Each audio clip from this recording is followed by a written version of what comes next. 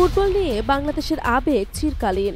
আর যখন জাতীয় দলে এক ইংলিশ প্রিমিয়ার লিগের ফুটবলার যোগ দেন, তখন সেই উত্তেজনা যে অন্য মাত্রায় পৌঁছাবে তাতে আর সন্দেহ কি।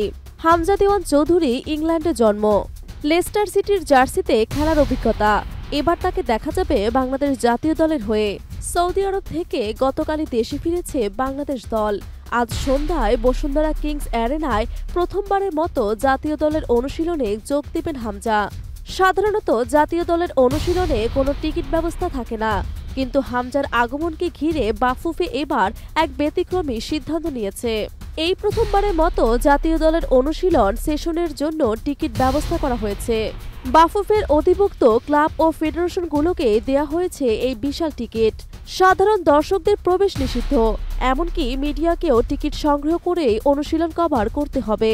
যদিও গণমাধ্যমের জন্য বরাদ্দ সময় মাত্র 15 থেকে 20 মিনিট। এদিকে দলের নেতৃত্ব নিয়ে কোনো পরিবর্তন হচ্ছে না। বাংলাদেশ দলের অ্যাম্বার থাকছে চেনা একজোড়া হাতে। জামাল ভুঁইয়ার কাছে অধিনায়কদের দায়িত্ব থাকছে।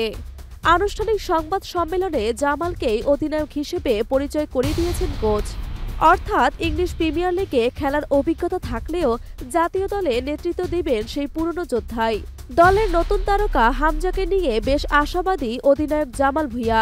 আর তার কথাতেই বোঝা যাচ্ছে আত্মবিশ্বাস কতটা প্রবল। তিনি বলেন, ভারতের সুনীল ভালো খেলোয়াড়, কিন্তু আমরাও কম না। আমাদের কাছে ইংলিশ প্রিমিয়ার লিগের খেলোয়াড় আছে।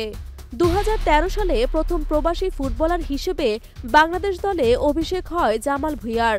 তার পথ ধরে আরও কয়েকজন খেলছেন। সেই পথ পরিক্রমায় এসেছে হামজা চৌধুরী। হামজা আসার পর বাংলাদেশের ফুটবল আবহ বদলেছে। সারা দেশ ফুটবল উন্মাদনায় মেতেছে। হামজাকে বাংলাদেশের ফুটবল মেসি আখ্যায়িত করেছেন জামাল। হামজা বাংলাদেশের মেসি।